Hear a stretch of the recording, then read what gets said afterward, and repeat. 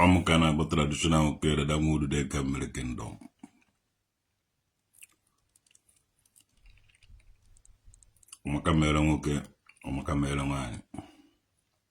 The title of my message is Igbo Pastors and Ancestral Lands. Igbo Pastors. Ono ga-ata nnukwu afụfụ. All this in the Igbo, the camp from Catholic and the Anglican. Una enweghị ike inwe rest. Ọsọ n'ime prime ministry. Enweghị ike inwe ezumike. And iche de landigo. Ọ na-ama ha data na ugbu a ka mbido ibe mgbu unu bidoro. Igbo ndị a na-eme ministry. Igbo pastors. Igbo ndị a dị camp from Catholic and Anglican. Unu ga-ata nnukwu afụfụ. Unu nwa ga-ata ezigbote afụ. And ana m agwa unu otu unu ga-esi ata dị afụ. For ancestral lands. Some of unu nwa na ndị gbara onwe fa dị ọkpara ga-ata ezigbote afụ. Some of unu na ndị gbara onwe fa dị ọkpara ga-ata ezigbote afụfụ. Because ndị dị ọkpara ahụ kwere unu deceive ha. Gazie na-eso na unu na-emebe isi mmụọ ndị ichie. Unu na-akpọ ya alụsị. Ọ na-esi unu n'ọnụ adapụta alụsị. Unu na-akpọta ọsị mmụọ ndị nna nna unu bara ka unu nwee ike ile dị ya na. Afọ unu ga-ata wedatara mmụọ niile nọ n'ana ahụ unu lele ga na-achọ unu n'orie na afọ na nkwọ na eke. Kwelenu m ise. Ife ọsọkwara unu na-ezuzu. Ife ọsọkwara unu na-agbagharị ka mkpụrụ amụ. Unu awụghị Christian. Amụgheri unu na Catholic, mụ unu na Anglican. Mgbe unu jere vute unu na-agwọ ọgwụ.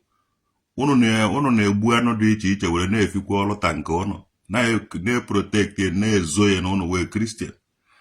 Unu na-ewetara Christian kingdom afọ ọjọọ. Christianity kwa obodo a nọ n'ime kwa Christian country.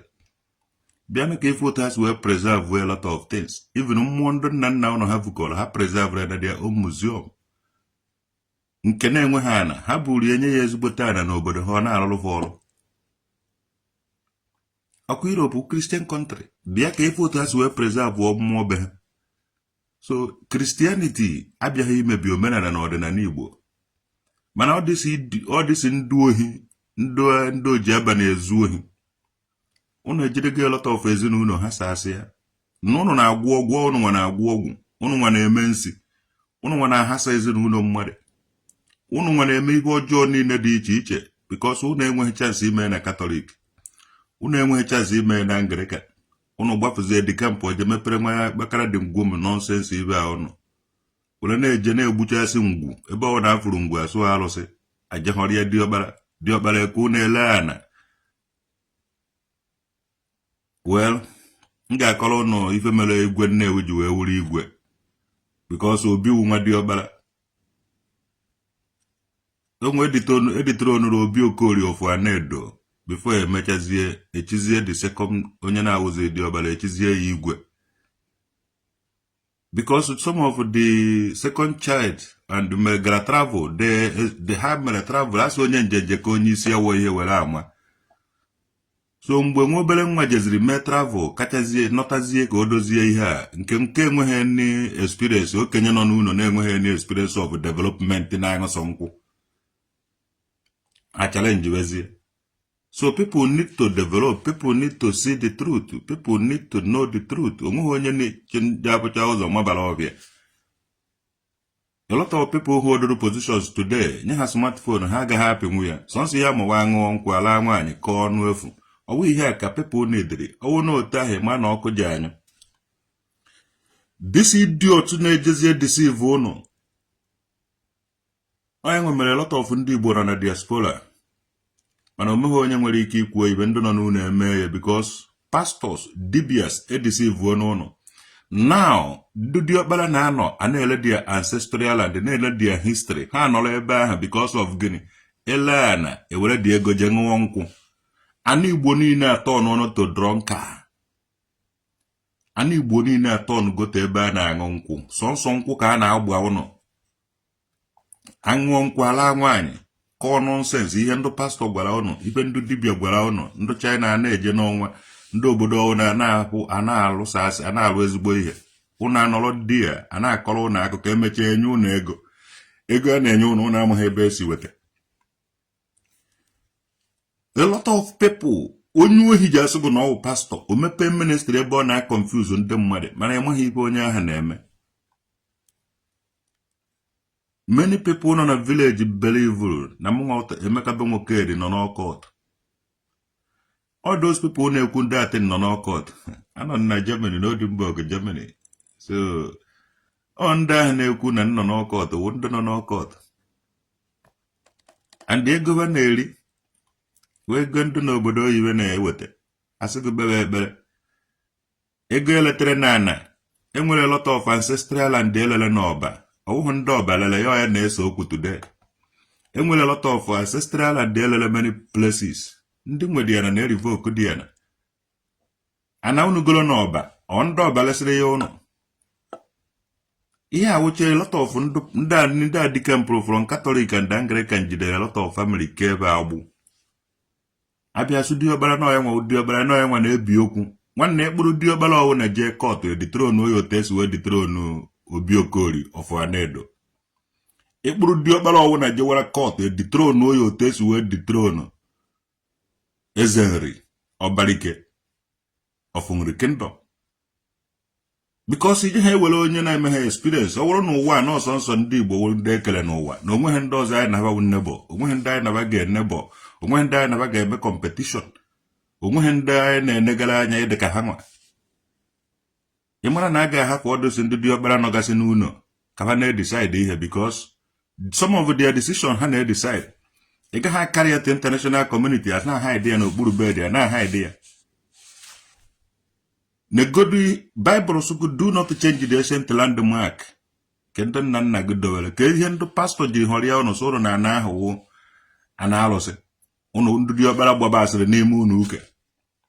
Some of ndị nze kedu mmụọ chiri gị ọzọ some of ndị ọzọ kedu mmụọ chiri gị ọzọ ụnụ na-echizi ọzọ Jizọs na-anọchi na traditional seat mana ụnụ amaghị mmụọ chiri ụnụ ọzọ because ụnụ elega na mmụọ ahụ ụnụ na-echi ọzọ mana ụnụ eteresighị kedu mmụọ chiri ụnụ ọzọ kedu mmụọ a na-emere ife na echọghị kedu mmụọ a na-eme ndị ọzọ a ụnụ nwere ụnụ wụ ọzọ ụnụ wụ nze kedu mmụọ chiri ụnụ ọzọ kedu mmụọ ụnụ ji chi ọzọ ahụ.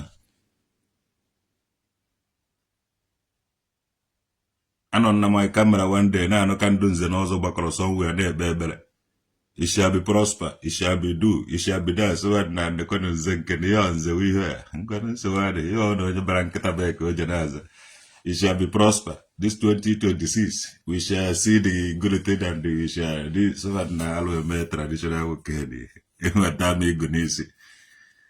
So ndụ ka e bụrụ ndị udude nka ji egbu ndị udo ga-egbu ndị ogwugwu ji egbu ndị mmụọ eji wee fibe ana ka efere ana niile a unu na-ego ana niile a unu na-ele real estate real nke a bịagolo ana nke a egbeme nke a these people na-ele ana na-egbu mmadụ because o nwerele ịbịa n'obodo ọwụna ị ga-afarele nwa obere ndị fọrọ the surviving people of the land eje kuko story kukambu story nna zebe ya eze na ọ nọ n'ọkọt zebe ya eze na ọ na-agwọ ọgwụ zebe ya eze na ọ na-eme nke a ka enwee ike ikpochapụ that generation ledi ya na ihe a ndị Fulani na-eme n'ugwu Hausa ya ka ndị Igbo pastọ na-eme the Fulanis anyị nwere be anyị wụ Igbo pastors. Those people na-eje elechasị ancestral lands and ebe a na-elekarị wee ebe edowere mmụọ ka a na-ele asị na a na-emebi isi data mmụọ a na-emebi nke a na-emebi nke ọzọ. mmụọ ahụ ga-eyi unu egwu. Mmụọ ahụ ga-eyi unu egwu. Mmụọ ahụ ga-eme unu ihe. Unu ga-efes ka bụ this 2026. Mmụọ niile nwe ana ahụ ọ ga na-apịa ya unu. Naanị Igbo do sọsọ mmanya ka onye ọwụna na-aṅụ. Ije na vileji ọwụna ada-aṅụ nkwụ ejide unu n'ọrụ. Ndị mmadụ anyị batara vileji unu na-ewekọrọ ibe dị bọọdụ. O nweghị ihe unu menwuziri. Akpọ oku nna bịa ka arụ ọrụ. O nweghị onye ị ga-afụzi because I left to go behind. Ife ọjọọ unu mere na-achụgharị unu. Time is coming, time to pay. All this ndụ anụ ọfịa na-eji atag m na nwụ native doctor. Ibu hote esi vukọrọcha batrị unu. Na ọ na-esi vukọrọcha batrị unu, amụere unu na Catholic and Anglican. Unu si ebe a dị kampụ na-eji agwọ gị ọgwụ na-ahọrọ ndị mmadụ. Na-eji abaghị gị otu dị iche iche. Na-egbu ụmụ anụmanụ dị iche iche were na-elekwa ọlta unu. Ebe asị ga na-eme ife ọlta. Ife unu na-eme ife ọlta. Unu na-eme ife ọlta.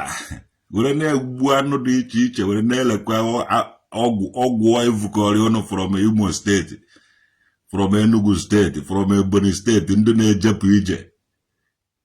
Unu ụkwa ndị Anambra na-eje obodo ọzọ eje a na-agwọrọ unu ọgwụ unu jeche unu fụa unu afụ asị pastọ jee ruo ebe ahụ asị ndị ọjọọ unu bata unu a na-edisive ndị mmadụ.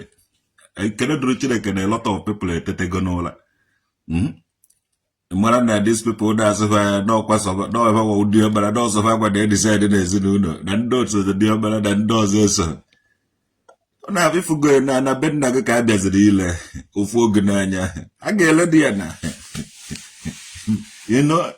a na-anaghị ele a na-ekeri mmụọ ka ndị pastọ na-eje ele abịa họrịa diọkpara ele ana ị nọrọ ebe ahụ ele ana n'ihe ụnụ ka ụnụ na ihe ụnụ ka ụnụ na-aṅụ sọ nkwụ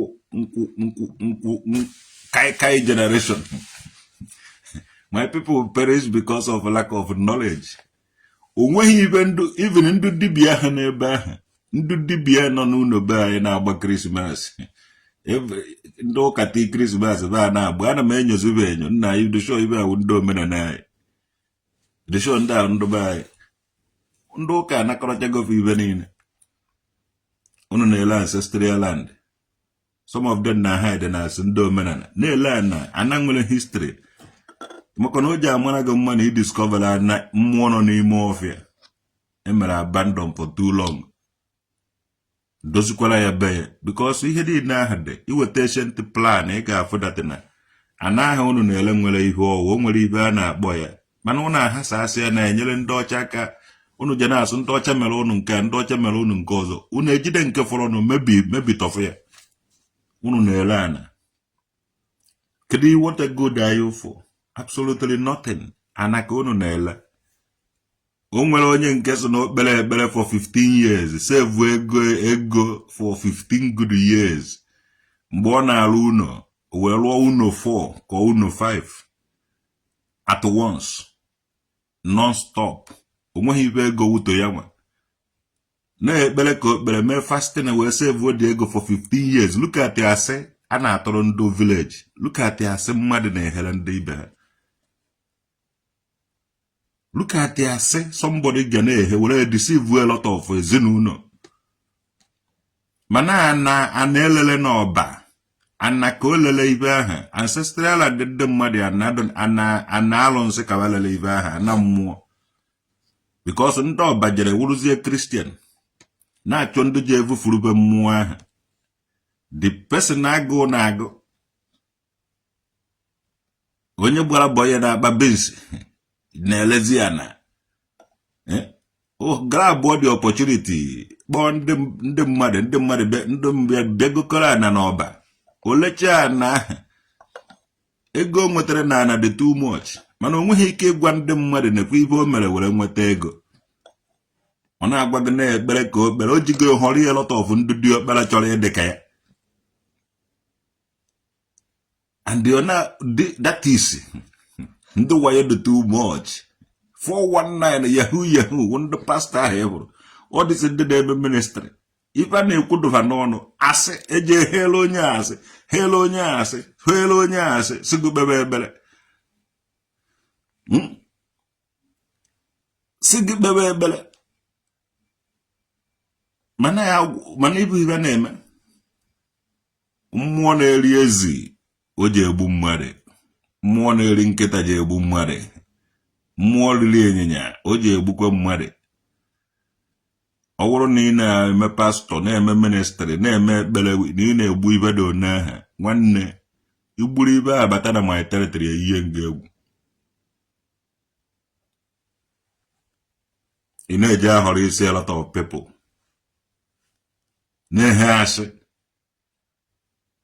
unu si na katọlik dị kampụ je lụọ alụlụ ana mepee ministrị ka ọ ebe ọ na-ahọrọ ndị mmadụ bịa na anyị jebe katọlik na aka na-ebe katọlik aka nwe katọlik aka nwe katọlik ọsịsọ ịbụrụ ihe anọghị ya ihe ọ katọlik so anyị ka wee katọlik ahụhụ ọnụ bịa na-eje na-akọtọ nwa ego onye enweghị ibe o mere ụlọ ọnụ nwa na-agwụ ọgwụ ọnụ na-agwụ ọgwụ unu nwa na-egbu ịnyịnya unu na-egbu ezi unu na-egbu nkịta unu na-ejele ya na ndị arụsị ana mmụọ ndụ mụrụ anyị nwa nabatara katọlik and katọlik ya ọ dị be anyị anaghị anụsakwa ọgụ so now history we maintain it ndị na-agwụ ọgwụ so gị na ha na-eme ministry na-eje deceive ndị mmadụ na-eleghị gị ana asị gaa na-ele ana igolo a na ebe alụ mmụọ nọ gị na mmụọ ahụ ji agbagharịba yes jee na-ekwunu na anọ m agwụ ọgwụ na awụ m dibịa ịjụ ụva kedu mmụọ chiri ife ọzọ unu ji emecha kwete na ọ na-eme do not change the ancient landmark kwedere na Bible okeke nwoke na nwoke dị edowere ife ahụ iti isi ebe ahụ eyihe nga egwu nwa onye ka ewu nwa dibịa mụrụ gị wụrụzie pastọ onye ọbụla ji eze aba nna ya nwanne nwa dibịa ọsọgụ na-eme n'ụlọ ụka dibịa ka ewu nwa ndị mmụọ chiri ife ọzọ ihe mmụọ ka anyị na-eme anaghị m eme nkọja ọsịsọ onye zuzuru ezuzuru na-eje agha wụhụ m kara m eme ibe nzuzo data mmụọ ahụ chiri ime ọzọ ji egbuo nni bọde ọsịsọ ọ chọrọ igbu onye ọbụla ọmụ ka a na-egburu ezi ọmụ ka a na-egburu nkịta ịma nkịta na onye nọ na Germany ya ma ndị nọ na mmụọ ma ndị nwụrụ anwụ ma ndụ bi na ya adịghị ya ọ dị ndị asef anaghị egbu nkịta egbu ka nke fe na-arụ ọrụ unu jide nkịta na-amaghị onye unu wụ na-egbuo ime ezi onye a na-egbu na Germany ya ndị Germany na-ata ezi ndị Germany na-anya họsụ anya ma họsụ onye na-anwụ n'obodo a na họsụ onye na-amụ n'obodo a as long as na this system carries my name ụmụha ọgwụ ọwụ na ụnụ gwọrọ je eme m affect adị ndị dị ọtọ na ị na-eme ministry ma ọ sị na ị na-eme pastọ itinye ọnụ n'ebe nọ nwanne m ga-edisgrace gị ijighị ego eme m intimidate Germany one of the richest country e nwere n'elu ụwa na and they take care of everybody nọ here kedu ka idiot na-ezu ohi na-eme ụmụ arụrụ ana dị iche iche na ndị na-ala nwunye mmadụ ga-esi na-ekwutọ m nwa si na nwụ native doctor kedu mmụọ chiri gị ọzọ awụ m nwa nze jee nene udude nke ahụ ndị niile udude nka dobebe chigbadoro ọzọ nwankwọ ndụ anọ n'Enugu na nka wa onye isi ndị nze na kindred ha kedu mmụọ chiri ya ọzọ udude nke nwoke eduwe onye isi ndị nze na kindred ya kedu mmụọ chiri ha ọzọ udude nke ndị oke mmadụ ndị ọgbụgbụ mmadụ niile chichara nze na ọzọ gbuchara ichi kedu mmụọ ha ji mee ihe mmụọ ka ha na-eme udude nke so kedu ihe unu ga-eji onye ji akọtọ nwa onye na-enweghị onye ji akọtọ nwa onye ma onye ọwụ ka onye ji akọtọ nwa m awụ m nwa dibịa awụ nwa dị nweghị dibịa nwụ to hell with that idiot na-eji agwụ gị ọgwụ ele a na eleghị gị a na oje ha agwa ụnụ ebe o mere were kpata ego ọ na-azụ ụnụ kpebe ebere to hell with that idiot to hell with those people na-eji akọtọ mmadụ ka mmadụ ji emepe ọnụ sọmụ na m nwa na ego m lụrụ alụ ọwụrụ ya isi asala asa ego m nwa lụrụ alụ ọwụrụ isi asala asa onye ọwụna zebe m na anọ m n'ọkọt ọwụrụ isi asala asa ndị na-asa isi ya wụrụ ndị ọdịsi ụmụ anụ ọbịa si fọrọ Katọlik ndị Anglican wee dịka m pụọ na-agwụ gesa ọgwụ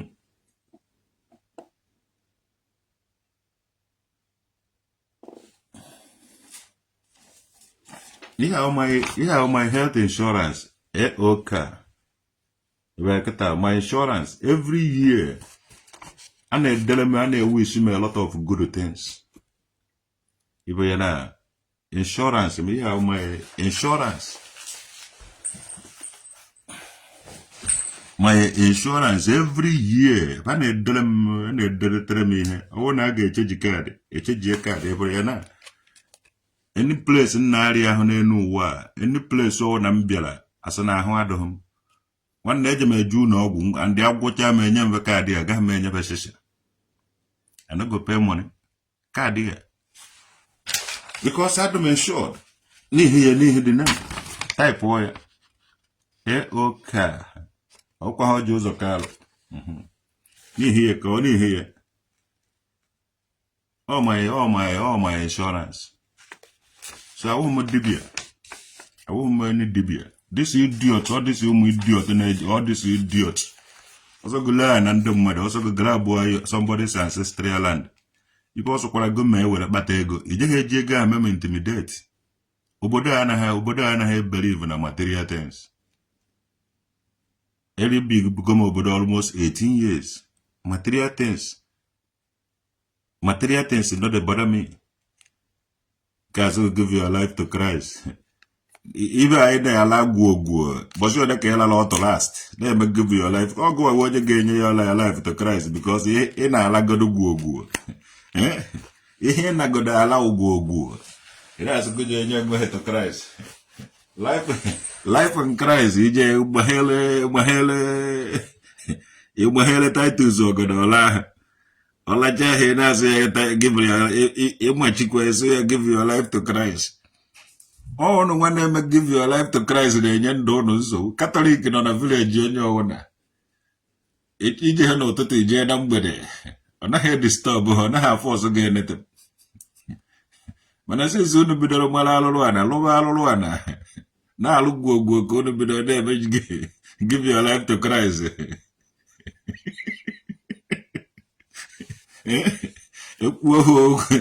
give your life ndị Catholic anaghị asị gị give your life to Christ because either na amụere gị na Catholic ma ọ na-amụere gị na Anglican so ije na-eje ma catechism a na-akụziri gị nkụzi nke okwukwe nkụzi nke nzukọ na-amụta ihe a na-akụziri ịdị ya chọrọ n'aka ndị lụrụ ogo ka baptizim were m ya mmemme n'imebe asị na eji akụziri ihe nkụzi nke nzukọ ha kwere n'ihe akụziri mezie ezi ebere n'ime obi maka njọ these people achọghị ige ntị achọghị imede ebere n'ime obi maka njọ onye ru ha na 14 years alakọ ha na ya ọdafuzie ojebezi ụka njehiri obido jebe ụka njehiri ọmụnwa traditional okere ji akpọtakwa ụnụ gbaghachikwa ụnụ back to Catholic and Anglican amụere ụnụ na ya ihe ọnọdụ adaghị awụ ndụ unu ejidere Kristi kingdom na-atọ ka gịnị mmebi isi cha na Catholic obodo a kadọ ka Catholic be anyị onweghị onye na-afọ ọsọ gị bịawa ụka ụzọ dị open mgbe ahụ na ijiri chọọ ije dakpuoro onwe ebe a na-eme ekpere dafụkwa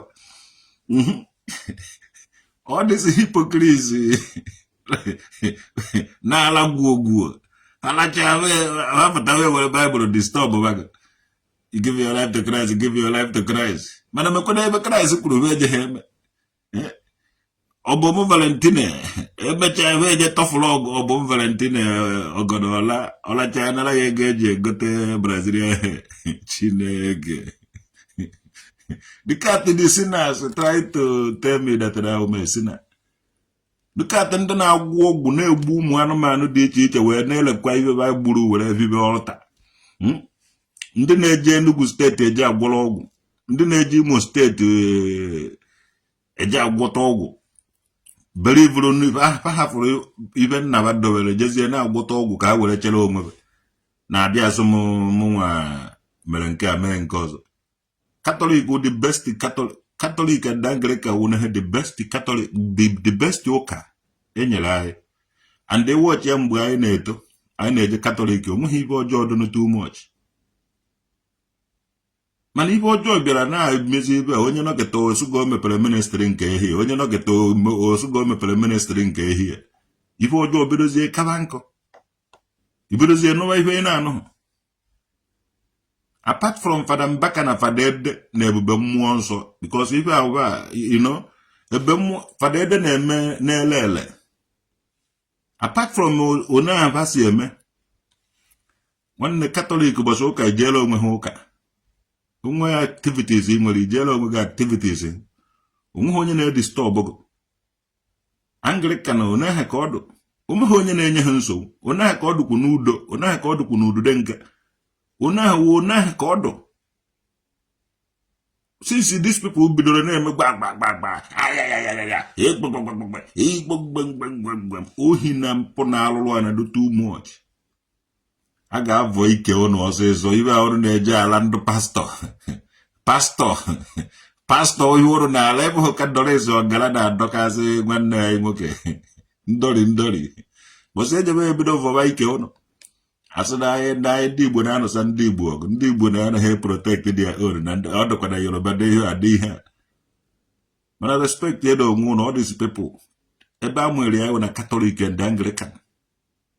All this ibe ndị na-eje ekwutọ traditional nwoke dị kwebụrụ unu ga-ata afụfụ, unu ji amụnwa na-agwa ya ụnụ ọsọ unu gbuo ịnyịnya ka m gwa unu na ịnyịnya ahụ unu gburu onwe ihe ọ ga-eme m.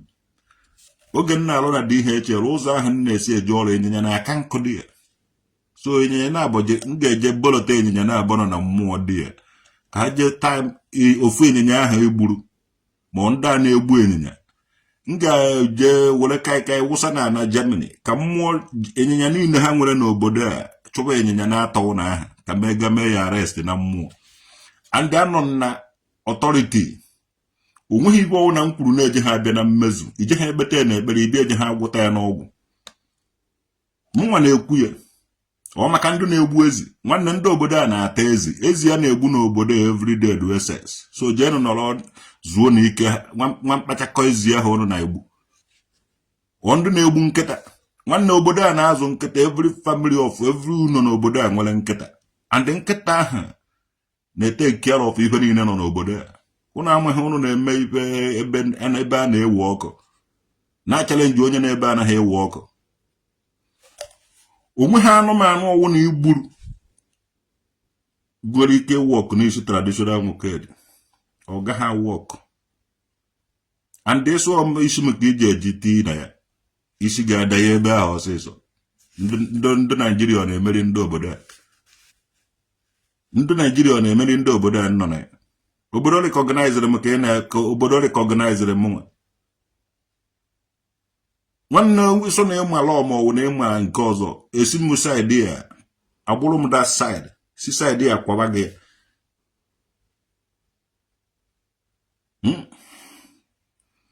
These people ndị na-emeta obodo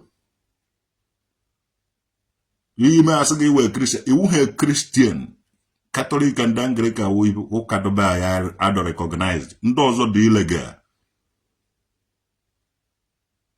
Nọkete na onye nọkete na asụmụ na ewu nwa bụ onye dị otu a na ije akpọrọ m jee n'igwe ta jee nọrọ na papa gị dibịa Pago mma ja motara nwanne nwa dibia u dibia oso go na-eme na ode ụka dibia ka ị na-eme ọsịsọ ndị papa ha awụ dibia na-eje katọlik na Anglican onye papa ya wụ dibia isi gbaka ya mepere ministry nke ya zuo ohi lụba alụrụ ana nwanne eke ji amụta eke ubi ji amụta ubi ọsịsọ iso na ịhapụ ga alụrụ ana papa gị na-eme jebe katọlik eje na-emepe ministry nke gị eridi na anybody ibido ko ha na-asị na eridi bego dibia ka ị na-alụ dibia ka ị na-alụ ọsịsọ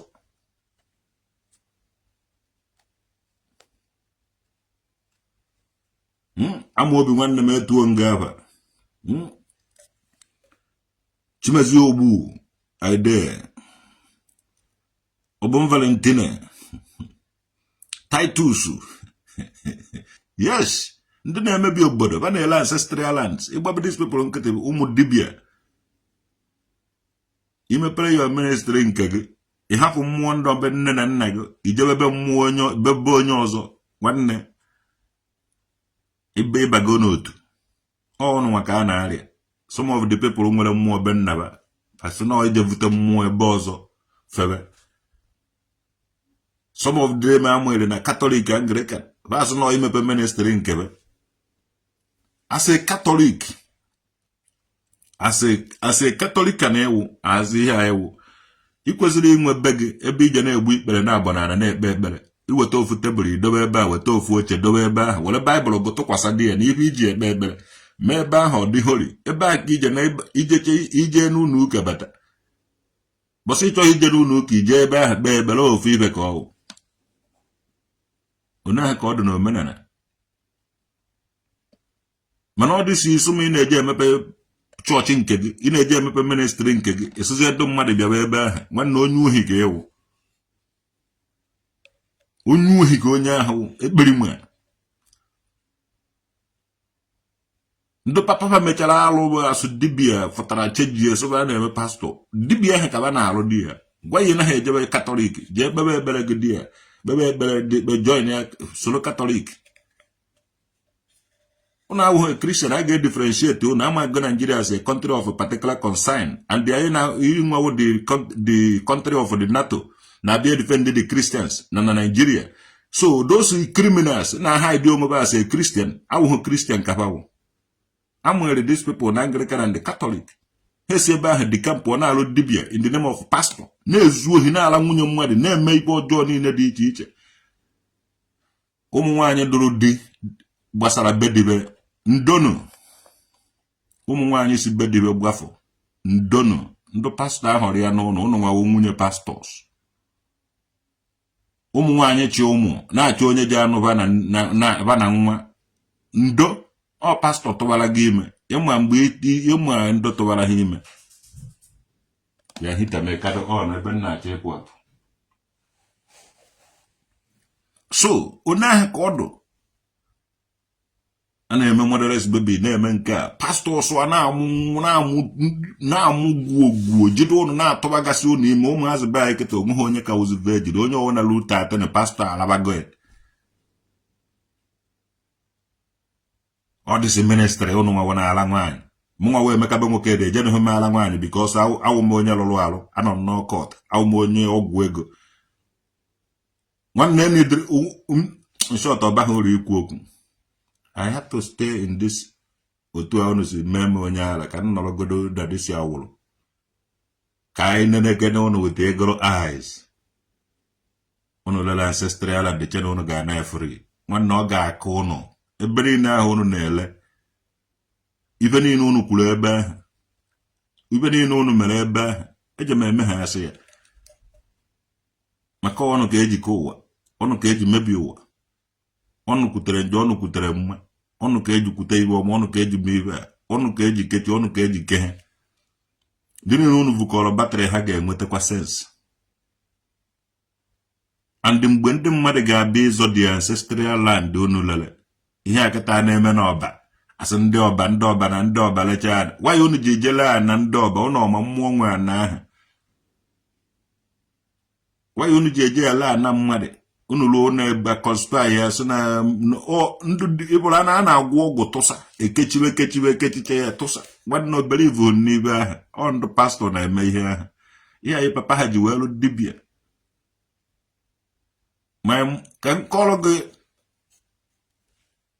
my grandfather nna my mother na nna my father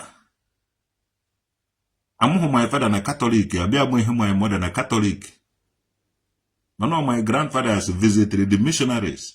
Ofi ibe ka ha na-eme ewere so ụmụ ha ngwa sobe ndị aha ha sobe ha ọ nke onye tokwuru. I would 80 as 1992 and I would 80 of 2025 is different. So things anaghị remain like that. Ihe ya na-abata to civilization. And if we buy this into pastor and do all this here and the pastor and do dibia, nda na ala go na ala tos na ala tole. I go no very soon. Iko na jigo I'm like go Nigeria as a country of a particular concern. And do I hear you now on the with the concern? Ndu dibia na asante mmade ga to ba akwụkwọ. Akpọrọ nda ya na atụ akwụkwọ, akpọrọ dibia do iri ha. Ndị pastor na-eje ekpere ndị mmadụ ekpere a ga-emebi isi obodo akpụrụ gị ame ha because ọnụnwa would neutralize the obodo in different ways. Ndị pastor jeje na-evulu akpa mmadụ criminality everywhere a na-asụ ụmụazị jee mebe ihe a na-ekpe were ekpere na-akọva ha na-aka ọdụkwa ndị dibia jee disturb jee mebe jee pebe ihe ọpịpị ịbịa na village na onye ọrịa na-aṅụ nkwụ a na-agbava nkwụ nkwụ ka onye ọwụna na-aṅụzi na ine anya efu na ndị vileji ọ na-aṅụbago nkwụta umeochi nwanne iwere nwa ya ofe dịka ugo ka ọsọ ọwụ na ife dịka ugo ịdarịba ebe ahụ dịka egbe sorobe ṅụba dị nkwụ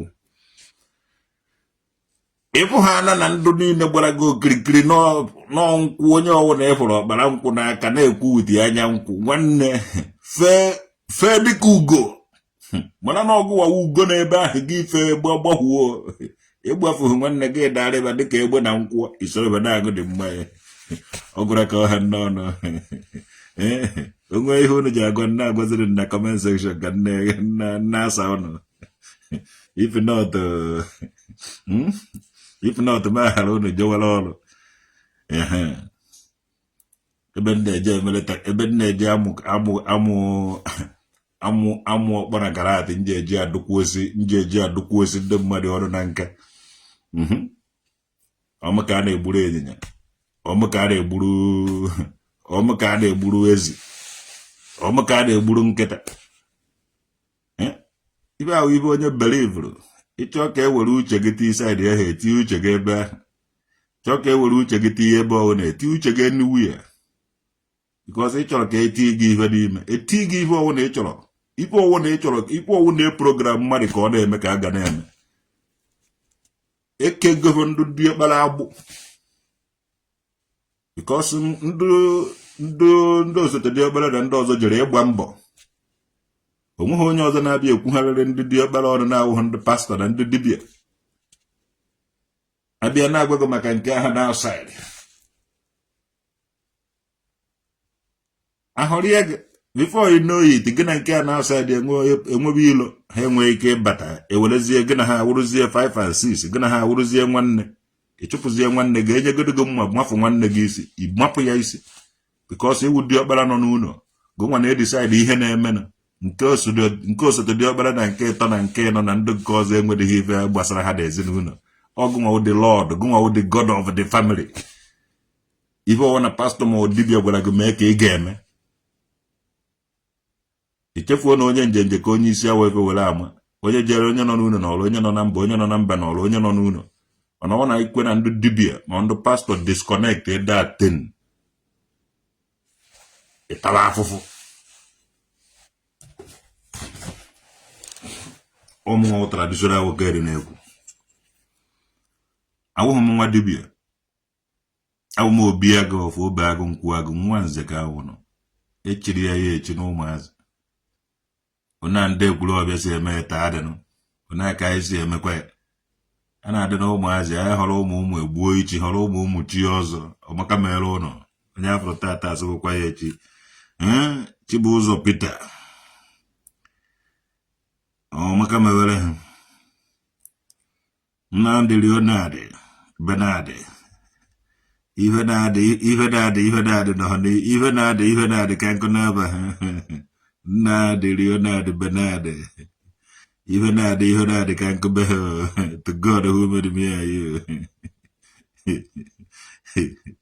Amobi nwanne m agazie anyị mgbajaba n'ihu ọrụ ebe m na-eje alụ atara onwe m afọ ntacha afọ lụta $1 onwe otu isi sịba were nke a ṅụọ biya asị na nọ n'ọkọt na ego m rụrụ arụ na mụ nwa rụrụ arụ ife ọwụ na wi gbasara mụ nwa rụrụ arụ look at ihe people na-ekwu and these people na-eche na ha wụ Christian na-ehesa asịkwa ekpugide gọọmenti n'orie na afọ na nkwọ na-eke ibe niile ha kwuru onwezi ga na-ebere ivu ha and ha ga na-eche na ha ka nọ n'ụwa na ama na ụvụrụ ha niile 99% of everything na awụrụ gasị so they will dance the foolish dance in public ha ga-dance people ga-amata onye ụnụ enidịghị ịkpọ ụnụ afa by the character by the fruit people nwere anya people nwere ntị people na-afụ ụzọ amụ ebe ibe niile ahụ mere enidịghị ịkpọ gị afa nke ikpeazụ maka akpa afa eje kpọwa lọya gị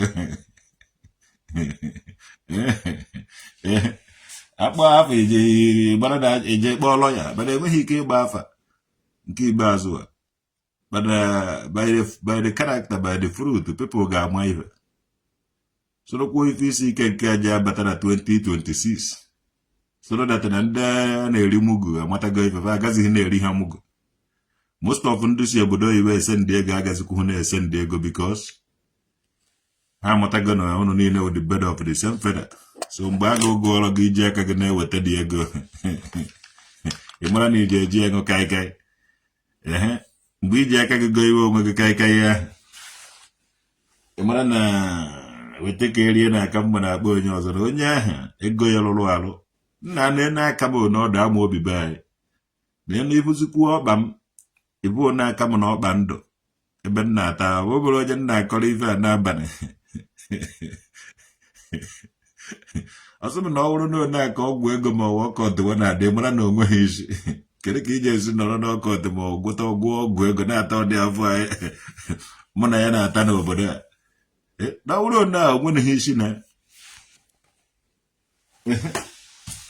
mụ nwa na-atagide afụfụ n'obodo n'etaim onye ọbụla na kịta anakpu ụra some people alahagoola mana eme move jebe ọrụ mbata na m agba mbọ ka ọ dọrọ ndị mmadụ mma maghari na ndị na-agba mbọ ka ọ dịrị mma so na ya lụrụ alụ na mụ nwa lụrụ alụ na nnọ n'ọkọt ego m wee go ọgwụ ego na enekọtara m bil ha wetara m nje akwụ nsoba achọburu m ime mmemme na this January 17th Saturday nke kama iji emecha mmemme jide ụgwọ kama iji emecha mmemme ndị mmadụ abịabego mebi isi ele gị ibesa na iwe onye ọkọt iwe onye ọgwụ iwe onye nke iwe onye nke ọzọ iwe nwa ya na ọrịa onwe gị ha nwa na ọrịa onwe so I cancel the mmemme olesi nwere ndị ji enye nkịta 2 million naira onwe onye kpọrọ nkịta asị m na 2 million naira nọ saịdị ya eme dị mmemme mana as long as m agaghị enweta nọọ ego ntatara n'afọ ka m ji emere ha mmemme mmechara ha mmemme asị na mụnwa nọ n'ọkọt na m gwụrụ ọgwụ na mụnwa lụrụ alụ because of that this is 2026 enweghị m ike this 2026 ọ ga-aka mụ na onye ọwụ na-aka n'ahụ enweghị onye mmazi as long as na everybody gbakọrọ ọnụ so na mụnwa na nlụrụ alụ na mụnwa mere nke a mee nke ọzọ nna anọ n'Odimborg ka edide nga ọmaka mere ụnụ